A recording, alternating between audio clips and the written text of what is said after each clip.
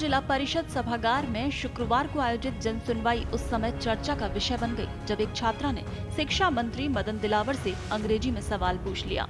छात्रा दामिनी हाड़ा की अंग्रेजी में प्रश्न पूछते ही शिक्षा मंत्री ने मुस्कुराते हुए कान पकड़ लिए और हाथ जोड़ते हुए कहा, कृपया हिंदी में बात करें।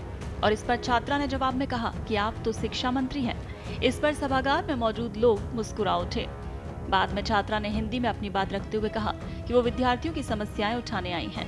उसने बताया कि सक्षम माता पिता तो अपने बच्चों को निजी स्कूलों में भेज देते हैं, लेकिन गरीब तबके के बच्चे सरकारी स्कूलों में पढ़ने को मजबूर हैं, जहां अभी भी तमाम सुविधाओं की कमी है।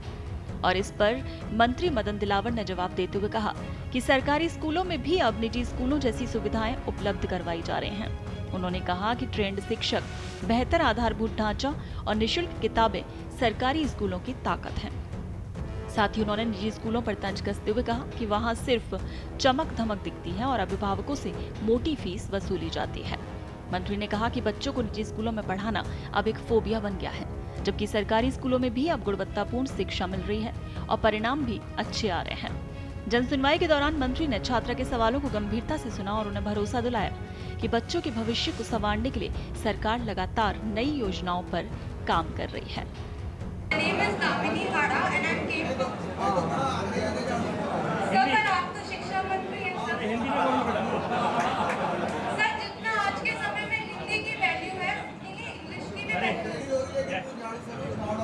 Okay sir, no problem.